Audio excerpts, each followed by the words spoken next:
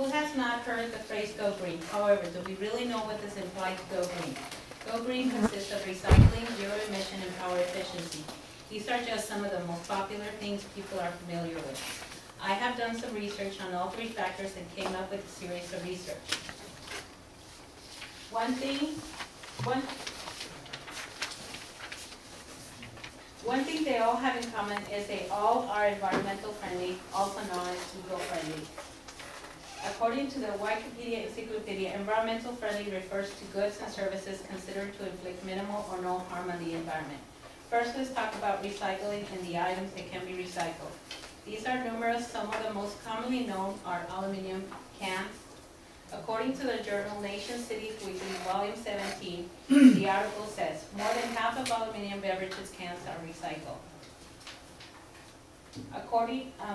This is a report on aluminum recycling in the United States in 2008. American consumers and industry throw away enough aluminum in a year to rebuild an entire airplane commercial every 2 months. However, a record of 80 billion aluminum beverages cans were recycled in the U.S. during 2008. That's about 350 cans for every person in the nation. Also, according to author Frank Shafran from Nation Cities Weekly, Volume 16, Issue 1025-93, an article of the White House issues paper recycling order.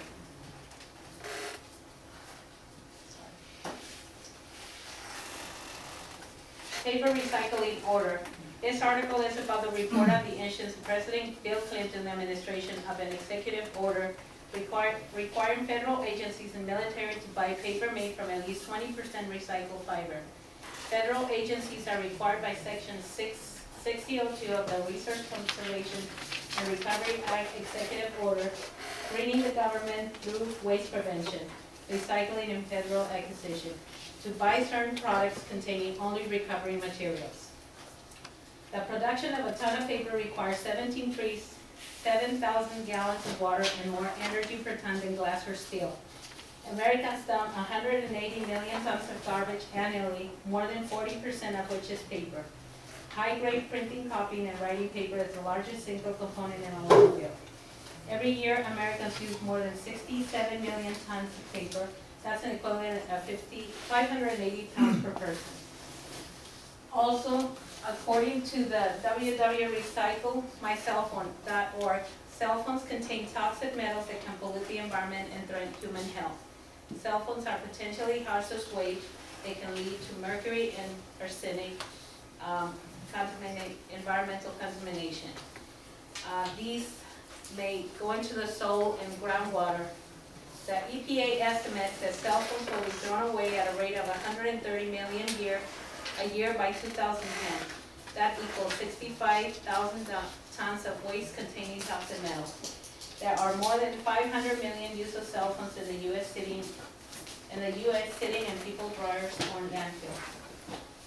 Second, we will discuss on the impact of the environmental from the use of hybrid vehicles. This article, according to author Jim Mutabi from the Environmental Magazine, Volume 18, issue March 2007, the article says cleaner, greener cars. This article offers information about the new trend of hybrid cars in the automobile industry. These cars, it is claimed, are environmental friendly. The hybrids are increasingly becoming popular due to the uncertainty about the future of the oil and petroleum industry.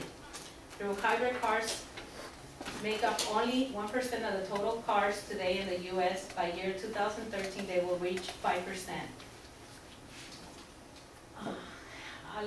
Me particularly, I like this one. It's the smart car.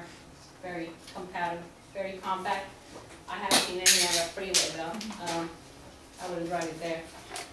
There's really nothing magical under the hood of a partial zero-emission vehicle. It is powered by gasoline and it has traditional tailpipe emerging from its back end.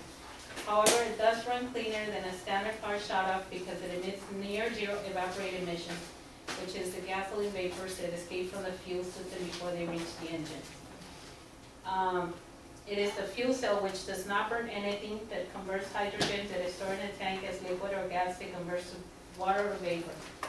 Fuel cells were invented in the mid-19th century and provided electric power for NASA, but they are only now becoming practical for ground transportation.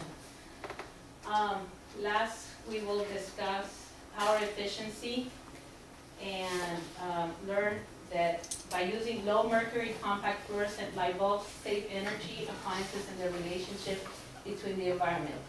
According to the www.energyfederation.org, installation of low mercury compact fluorescent light and replacing a 100 watts incandescent light bulb with a 23 watt compact fluorescent bulb will save 141 kilowatts of electrical annual, and that can reduce association with carbon dioxide emission by 188 pounds based on 5 hours per day. Also, according to www.nrdc.org, the major appliances in your home, refrigerators, washers, dishwashers, account for a big chunk of your monthly utility bill.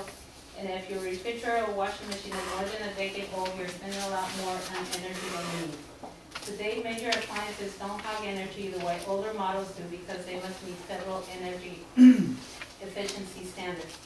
These standards have been tightened over the years, so any new appliances you buy today has to use less energy than model you're replacing. Of course, efficient appliances you buy today has to use less energy than your model you're replacing. The less energy we all use, the lower our demand on power plants, which means less pollution. In conclusion, environmental friendly is a phrase commonly used in today's society, most commonly known as go green. The relationship between recycling, zero emission, and power efficiency are all common factors for the environment. After this informative speech, my audience should have more knowledge of what go green consists of. Thank you.